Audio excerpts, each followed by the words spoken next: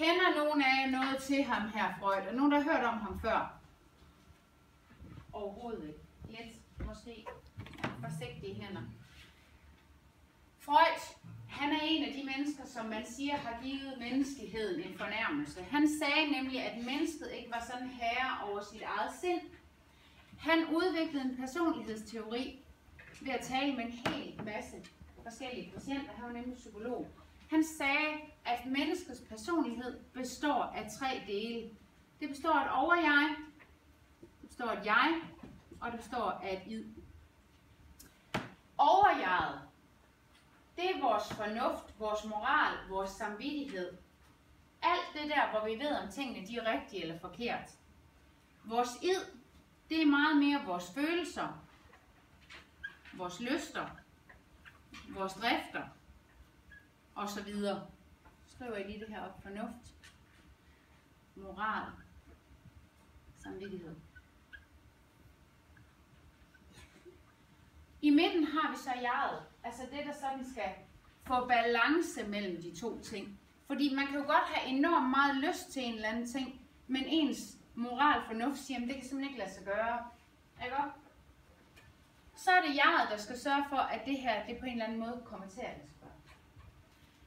De mennesker, der har lavet reklamerne, de kender jo også den her teori. Så de laver altså nogle reklamer, som taler rigtig meget til, eller spiller på, enten det ene, eller det andet. Hvis vi lige kigger herover på de her 2 reklamer, så kan I se, at her, der har vi faktisk Freuds personlighedsteori.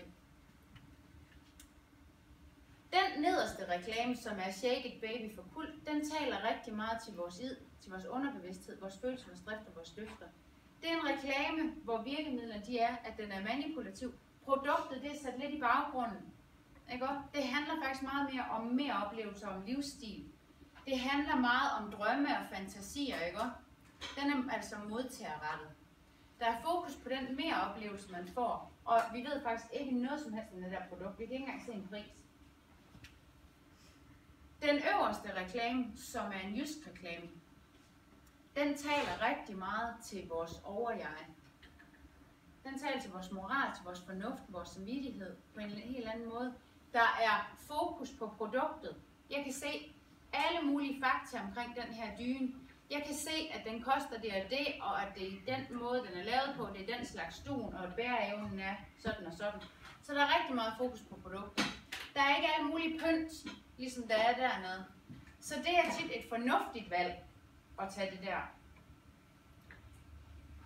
Når man har med en informativ reklame at gøre, så er det altså også på det bevidste plan, at man overvejer at købe det her. Hvorimod en reklame hernede, så bliver det mere sådan bare følelsen, der tager over. Den er afsenderrettet. De her reklamer, de er jo rigtig rene i deres udtryksform, fordi den her, den taler rigtig meget til vores id, og den der taler rigtig meget til vores overjeg. Men på langt de fleste reklamer, jeg laver lige sådan en i midten her, så er der noget af begge dele i. Det er altså jeres opgave, når I har med en reklame at gøre, at sige, det her taler til det i forhold til folks personlighedsteori, og det der taler til det.